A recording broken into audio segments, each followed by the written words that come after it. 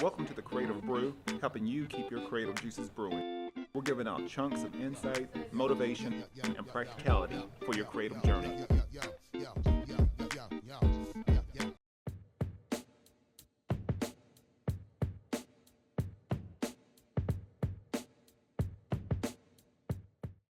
My next partner is Elevate Coffee Trading, and if you appreciate specialty coffee, enjoy outdoor adventure, and love helping elevate the lives of children around the world, then you're going to love Elevate Coffee Trading.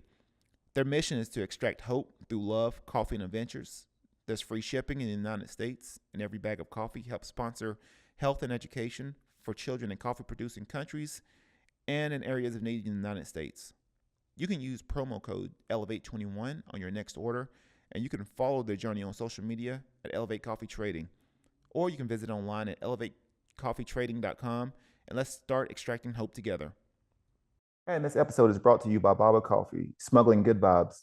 Baba roasts their coffee beans each week and only offers the freshest coffee. They have espressos, lattes, cappuccinos, pour over, or drip coffee. You can try their cold brew coffee, nitro cold brew, or bulletproof coffee, and boba milk teas. They also have a wide assortment of delicious food. I would suggest you try the avocado toast, mimosas, wine, or beer. On the weekends, you can check out some great music like the Soto Six and food like Eliza the Shelf and others over the weekend, every Friday and Saturday, beginning at 6 p.m. You can check out everything they got going on Facebook and Instagram at Baba Coffee.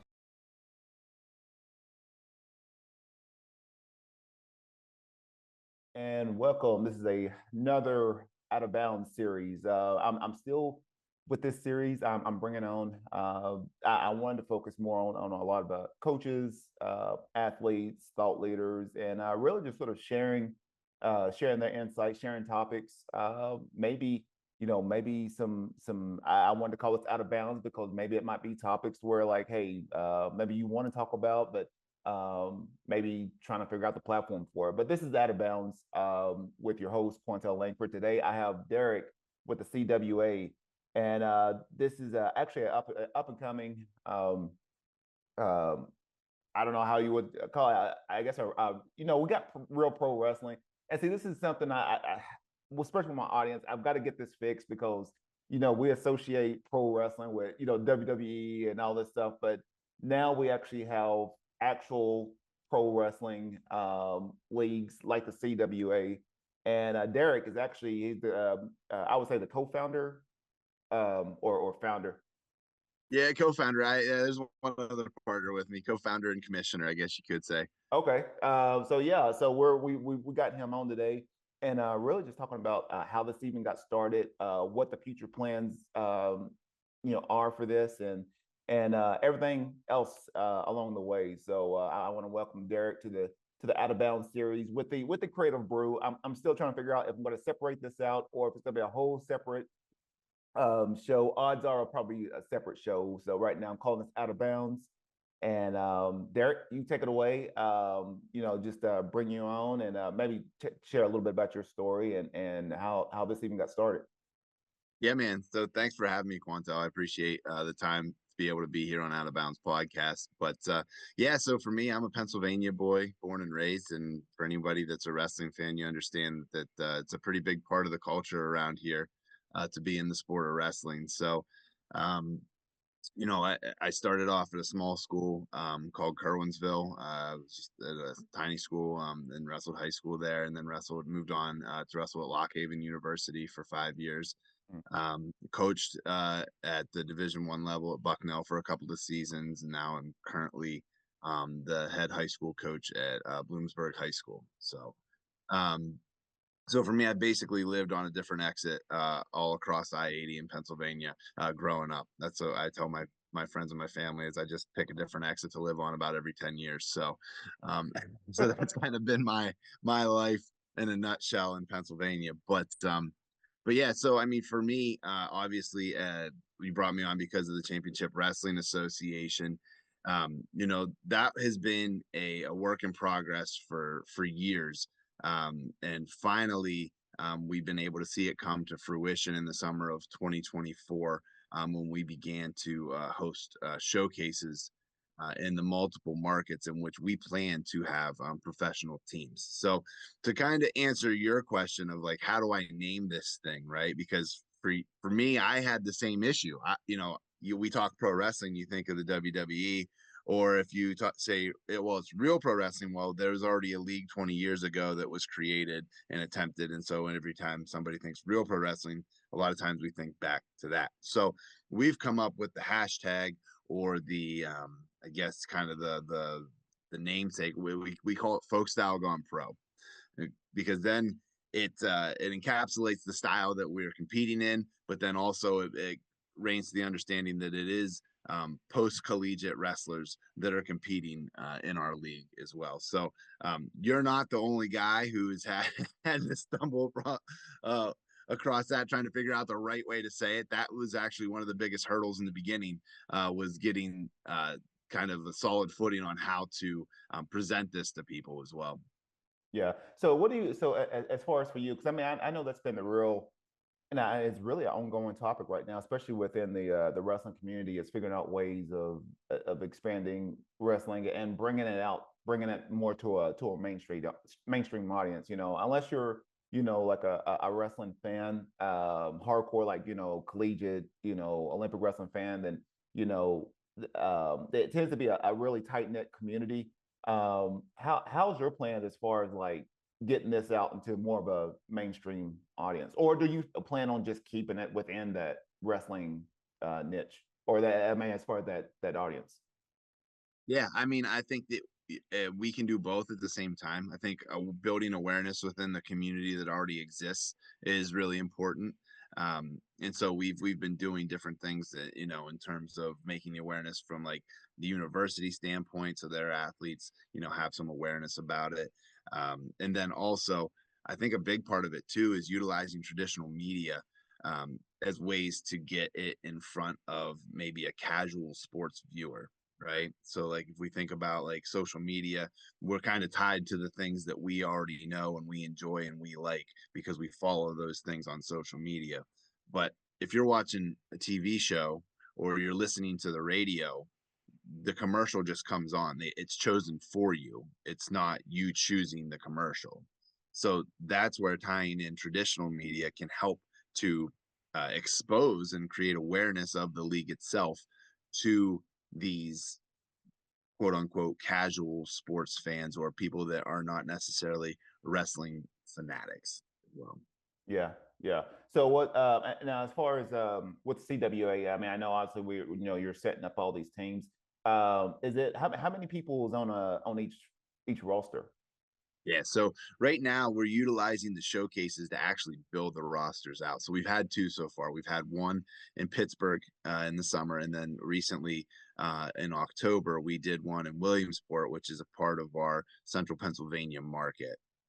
So that's about it for people that are kind of, because you're a West Coast guy and probably get a lot of West Coast following. That's about an hour east of Penn State University, so State College, PA. So that's kind of the general vicinity, that Penn State, Lock Haven, Bucknell, Bloomsburg region. All those universities are within an hour of each other and have Division I wrestling teams. So um, that whole central Pennsylvania region we felt would be a great spot to have a team kind of housed as well. And so we have those two showcases. We're going to be in Philadelphia the night before NCAA's, which are also in Philly. So that'll cover the third of our six markets that will be here relatively soon here in the fall of 2025.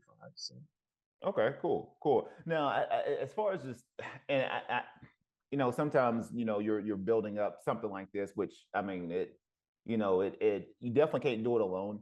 Uh, when you initially, I guess for people, I generally ask this, like especially if they're creating something or building something out, especially something like this. Like, what was the initial ideal? Like, what like I didn't know if there was like a certain moment where you felt like, okay, I think we could actually make this, happen. yeah, so initially 3 years ago, the thought process was everybody graduates, they go to the freestyle circuit. So let's make it freestyle. Let's keep it consistent with the group of people that we want to be competing in this. But then as time marched on, we realized that USA Wrestling already has something in place that supports the athletes that are wrestling freestyle after college.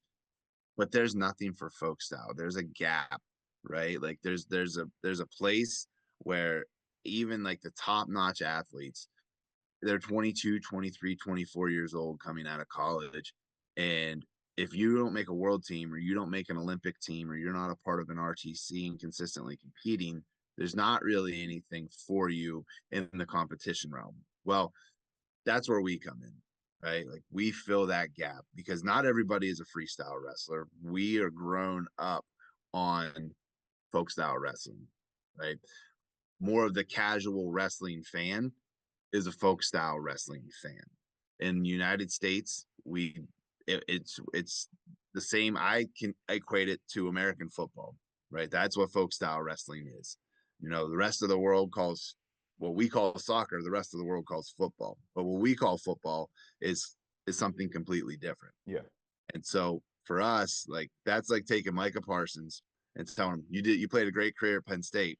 Now you got to go play soccer for Real Madrid because that's what the rest of the world does. You know, you're taking him out of his element of what made him successful in his sport, and just because of a namesake, that's what you'd be doing. I mean, obviously, there's a lot more parallels to freestyle and folk style wrestling, but in our eyes, we have an opportunity to give the American people what they already understand. They can digest it easily because they're familiar with it. Even if you weren't a wrestler, if you went to your local high school and watched your buddies wrestle, you had a general idea of what was going on. And so this equates to that as well. And we think that that can help transition some casual fans into, you know, some CWA fans too. Yeah, yeah, I know. I know for the most part, and hopefully USA Wrestling. I really hope they sort of push the marketing efforts. But I know just with a lot of people, casual fans, I know a lot of them tend to check out even like the NCAA's on ESPN, and they'll see like the championships or the semifinals. So you'll have casual fans sort of checking it out, but um, even for maybe for like Pennsylvania, and I know certain parts of the country is different, and I know Pennsylvania is a hardcore wrestling area.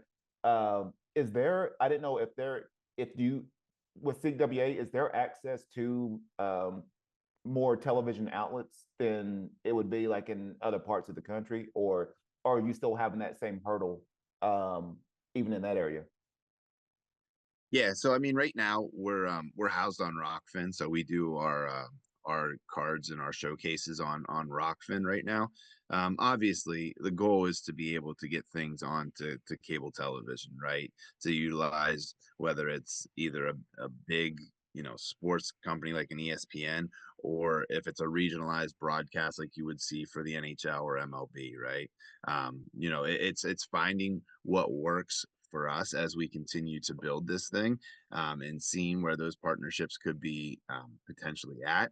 Um, but right now, with us being on Rockfin, obviously it's a wrestling centric um, website. I guess it's more of a platform, I guess, but it's a wrestling centric platform. A lot of the wrestling people have kind of gravitated there, and that's another way for us to be able to build awareness for the league as well. Just putting it in front of people that are already looking. Yeah.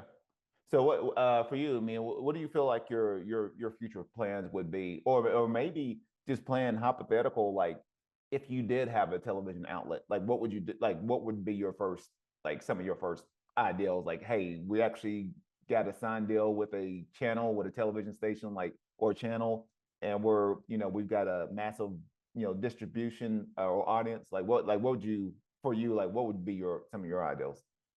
Well, I just think it's being able to build the storylines, right? Like a lot of these guys have stories, and when you have an outlet to be able to deliver them on, I think that that's such a huge part of it.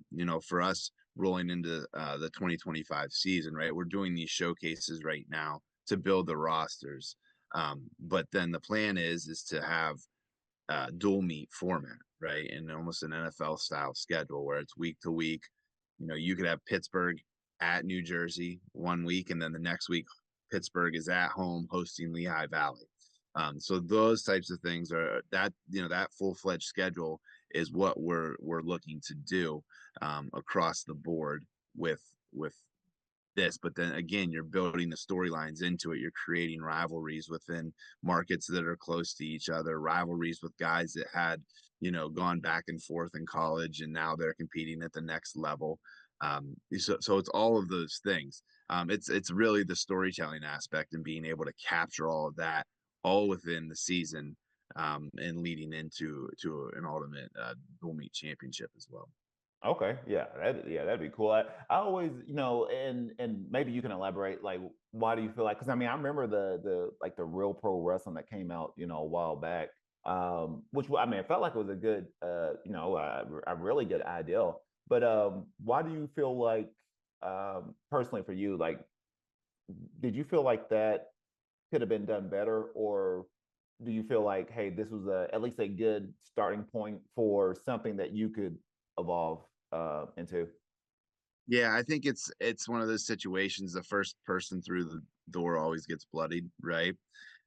They had the vision, and I felt like they had great competitors. They had, the opportunity by building the teams. I just think that the runway, it just didn't happen. I know, like, from my understanding is that they filmed a lot of it and then they distributed it out week to week.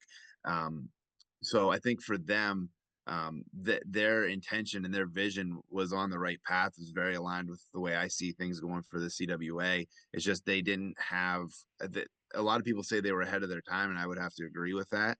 And that maybe the wrestling world just wasn't ready for something like that. But at the same time, I think that if they had more runway, they would have got there. I think they would have, maybe rather than bringing it out maybe weight class to weight class, if it was just round by round so that you could see it that way. But at the same time, again, it's first one through the door gets bloodied, and it's a learning experience for everybody. That it's things that I've seen. I've watched back to what they did and see where we can make adjustments to improve our product as well. So it's all good things, though. I think it needed to happen, and the fact that it happened 20 years ago, I think is a big reason why I'm kind of in the spot I am today, because I saw it as a high school kid. So Yeah. Yeah. So with the CWA, I mean, I know you're getting these teams and stuff set up. Is it? I didn't know if it was just right now, if it was just men's wrestling only, or you plan on like implementing like the women's, or maybe doing some kind of weird co-ed type team. I don't know. yeah, no, we've definitely dabbled in the thought of doing, like, having a co-ed team, right? Like, you have a women's weight and a men's weight, and you have, like, say 13 weights and 7 of them are men's and 6 are women's or whatever, and doing something to that effect. Right now we're at 9 weights and it's strictly men. Biggest reason is because we are folk style, right? And it seems like, especially on the collegiate level, because women's is freestyle, right? The girls transition in high school from folk style into freestyle when they go to college. It doesn't really gel appropriately right now. Things change every year. I mean, 2 years ago we didn't have 3-point takedowns, in college and wrestling, and now they're all the way down to elementary school. So, things change fast, and it's not to say that things wouldn't change with us, but for right now, our focus is on developing the men's markets, and ultimate goal long term, I think, is to definitely bring the women in. But obviously we want to have it to be in a good place before we bring them in as well. Yeah. Now, I didn't know with the and even with CWA, I didn't know if there's are there specific rules that you implement in there that might be a little different, or do you try to stay more with the with folk style?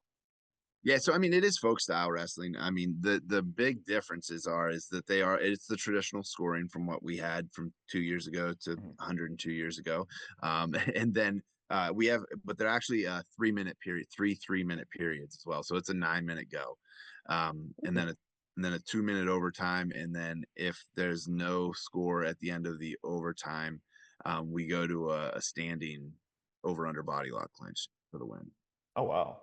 Yeah, yeah. So it's just a very clean, concise. Somebody's going to win right in that moment. Um, and then we also do riding time can be awarded every period.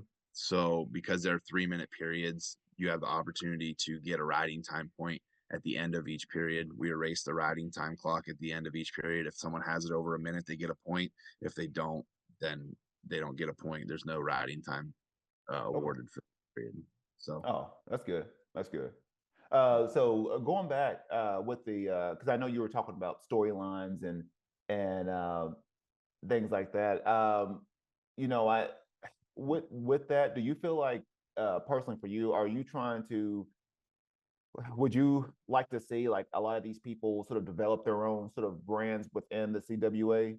I felt like that's been the biggest thing. Like I actually talked to one of my friends about like, because they were like, how come we can't push, wrestling and how come it's not big? And I was like, well, coming from like just a marketing aspect, like if I was on the outside looking in, to be honest, like when I hear a lot of those guys do interviews and stuff, even like at after matches, like at the NCAA's or something, it's like they're just not really good interviewers. I mean, like they're not one of those where it's like you can tell a complete difference. Like even when like after a football game or a basketball game, like they're a little bit more polished. Is like you got these young kids, they're talking is like they're just not marketable. They're really great wrestlers, awesome, but they're just not marketable. How do you feel like are you trying to change the stigma with that with the people that you have in the CWA?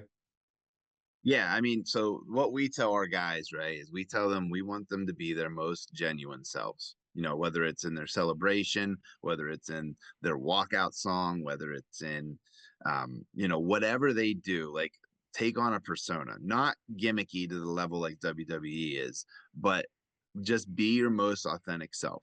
If you love rap music, play rap music, man. That's you, right? If you're a hick and you live in the middle of the sticks and you wrestle for the Central PA Whitetails, uh, play that country music and come out to whatever, and that's what I'm saying. Like you have to embrace yourself.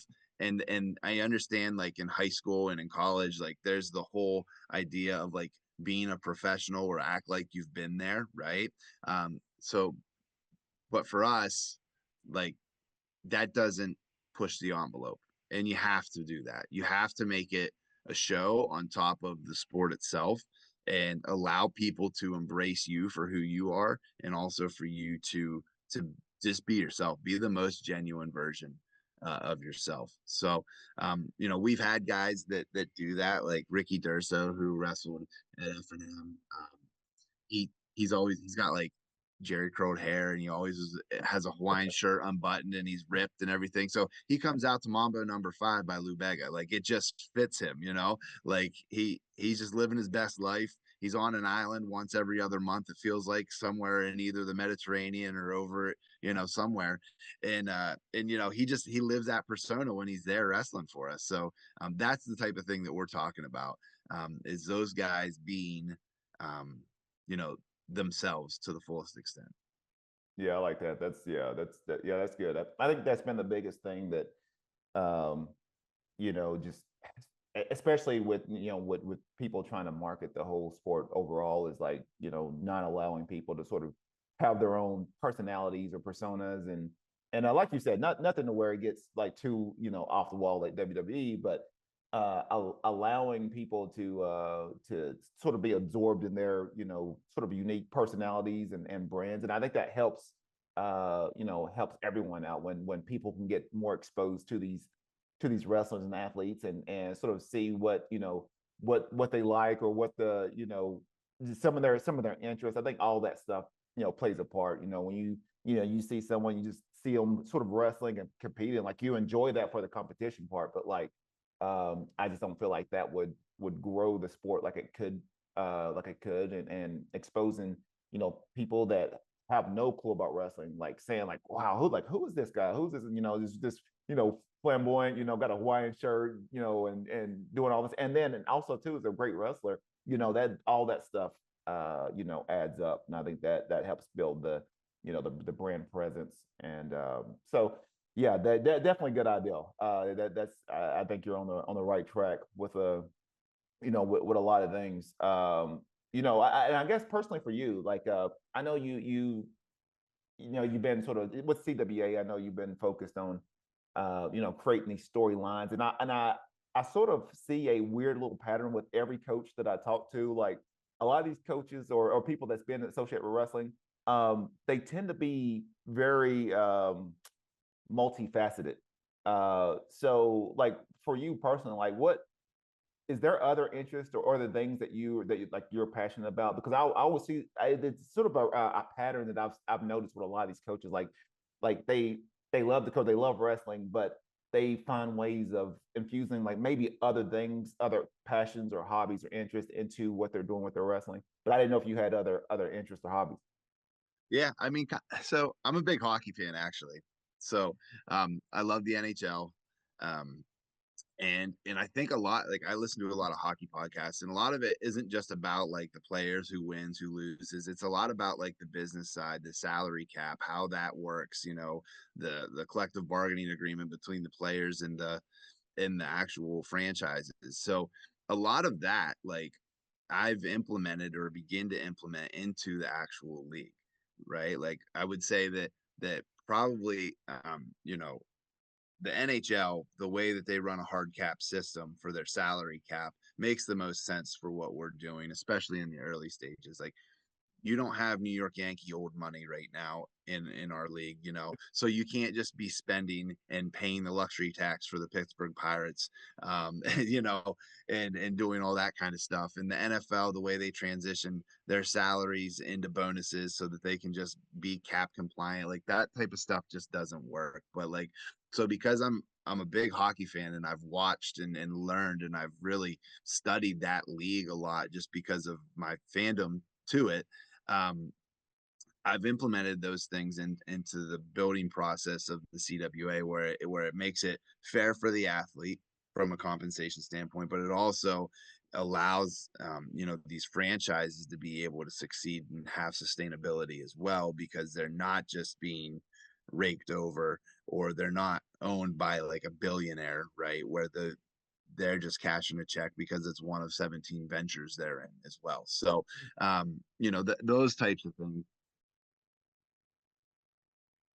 to help with the sustainability of the CWA as well. So if I had one hobby, I guess you said, that kind of cross references, I would say it would probably be being a fan of the NHL and really a student of their game as well, and how they've created that league and built it.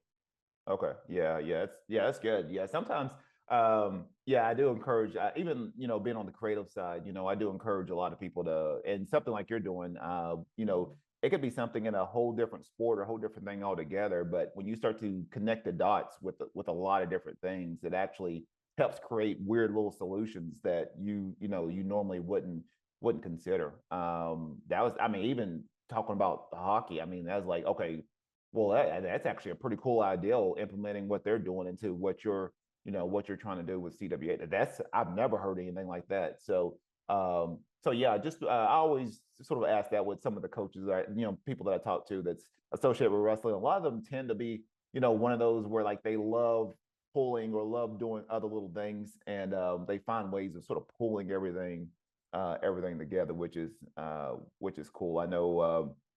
Even with me, like I said, I've got this, I got my other podcast, and, I got my design business, but I tend to, pull a lot of different things from other sources, or just things that I'm passionate about. And I try to, infuse everything together. But yeah, as you can tell from the background, I'm a big sci-fi junkie too. So, Yeah, I that's love cool. comic books and sci-fi. So this is a book that I plan on, I'm trying to develop and trying to get that out.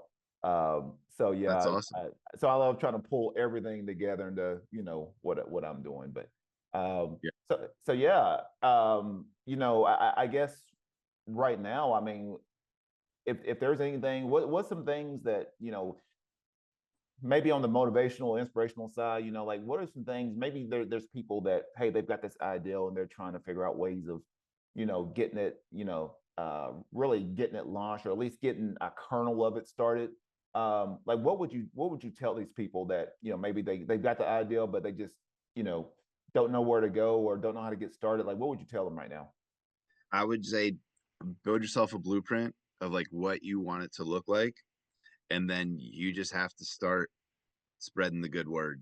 I think about it. If it's something that you're truly passionate about, truly believe in, truly believe that it's gonna um, make a difference in the society or in our world, I think you just have to push forward and just pull the trigger.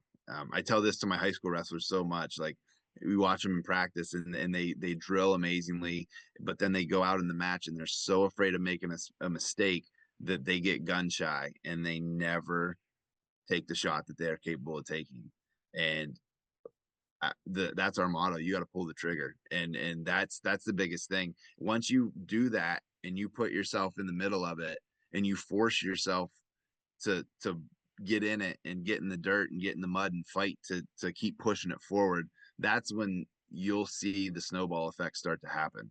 You know, for us, like, we're building, and it's a process, right? Like, first showcase we had a couple hundred people, then the next one we had a few hundred people, right? Like, so it's, but and every time someone comes up to you like, man, this is awesome, just keep going. And that's what you need. Like, we're at a showcase and people are watching it, you know, they're having a beer, they're buying a t-shirt, they're hanging out, and they're like, they come up to me and they're like, man, this is awesome, just keep doing it, you know. And for me, I try to treat it like church, right? Like, I tell, hey, bring a friend next time, you know. Like, that's what you that's you know, that's what the pastor says to you, right? Like, Yeah. hey, Yep. you enjoy the good word, bring a friend next time, they might enjoy it too. You know, so that's the same approach that I take from that perspective as well. Is like, hey man, I appreciate you being here, I love that you love it, bring a friend next time. You know, that's kind of my tell to people. Like, that's my mission, is to have them bring a friend, because really their friend might not be um a wrestling guy, right? He might be a basketball guy. I have a good friend who is, he all he did was play basketball his whole life. We were coworkers for a few years, and you know, we grew a friendship over that work time, and and you know, he gained interest in what I was doing and how I was building this thing, and he showed up and he goes, dude, this is sweet. Like, and I said, I know, like I said, I just need, people need to see it so that they can understand. And I said, next time, just bring a friend. And so that's the big thing, is like, you know, if you want to get people on board and get people that aren't necessarily wrestling people on board, it takes the wrestling people to tell a non-wrestling person that they know personally, hey, come check this out with me. Let's go have some fun, you know, and see if you like it. Yeah, I like that. That's good. That I like that. That's yeah, that's something I might start doing that myself. Yeah, bring a friend, man. Oh. Bring a friend. So yeah, I mean, so how can people get in touch with you, maybe reach out, as far as even trying to find out like when the next event showcase is for CWA? What's the best way of getting in touch with you? Yeah, so we have a website, CWAwrestle.com. That has all the news and notes and information about any upcoming events or anything like that. You can also follow us on social media. So we're on X, we're on Instagram, and we're on Facebook. All those are at CWA Wrestle. And then obviously, there's the submission for the newsletter. It's down at the bottom of the website as well. You can follow us on Rockfin. If you don't have Rockfin and you're kind of on the fence about whether you want to get it, I mean, it's the same as you, if not less than your Netflix account. You know, to subscribe to that. So you can subscribe through, you know, rockfin.com/CWA wrestle, to subscribe through us. That helps to support directly, really, you know, the mission of growing this thing. If you're looking for a way to directly support it and also be able to see all of the showcases, that's a great way to do it, as well. We also have we have a merch store online on our website as well. Anyone that wants any merch has all 6 teams and a league logo shirt that I'm wearing right here. Oh, sweet. We'll have to get one of those for you, Quantel. I'll send Yeah. that over to you, buddy. We'll get you hooked up. So yeah, that's the main ways to get in touch with us and stay involved and see what's going on. Again, March 19th, night before NCAA's. It's a Wednesday night. We're going to be hosting our next showcase there, and that's in the Philadelphia Founders area. So that's one of our team names down there in Philly. And you know, we're excited about it. I think this is going to be our biggest card yet. If you've seen the first two, that we've had some pretty good names on it. Mhm. And this one I think is going to be the biggest one yet. So we're pretty excited about it. Oh, that's awesome. That's awesome. So before we get off here for this episode, I told myself, hey, this is the out of bounds. So I'm asking just a quick little out of bounds question. If you had full power of USA Wrestling, full power of it, funding, everything, what would you do? I mean, I would make all these RTCs wrestle each other. Like, there's a reason they couldn't form a league themselves through the RTC format. You can incentivize these athletes to compete domestically. I think that's where if you're talking about freestyle wrestling not being as big, it's because these guys have to go to Azerbaijan and Turkey and Croatia to compete. Mhm. And we have the Bill Farrell, and then we have trials, and that's in the US Open, and that's about it. If you can get these guys wrestling in their wrestling markets, you want to build a following and then have these people invested in your RTC.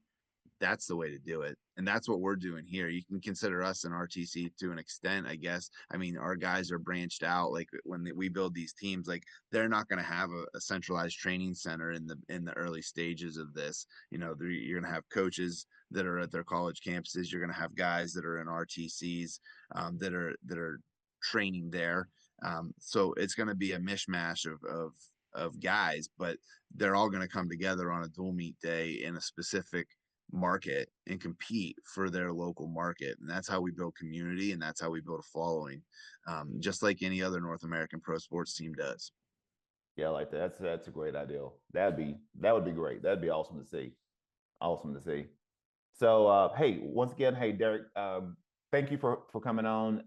For anyone listening, go to CWAWrestle.com for more information on the showcases, merch, everything else that's going on. Up and coming, you know, wrestling alliance that's I really feel like it's going to blow up.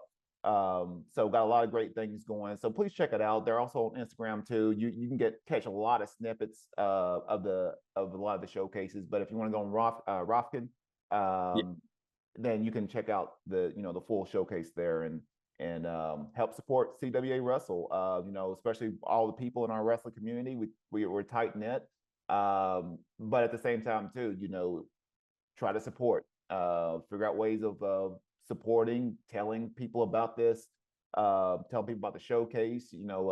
Like you said, they plan on being there at the NCAA, so it should be a really good following there, really good showcase, and a really great audience. So, but Derek, once again, thank you for coming on, and appreciate it. yeah. Thank you, Quanto. I appreciate your time. All right, and this is Out of Bounds with Quantel with Derek, and that's what we got. That's what we got. I'm still trying to figure out how I'm gonna do the ending on that, but I'm gonna figure it out. You'll get there, buddy. You'll get there.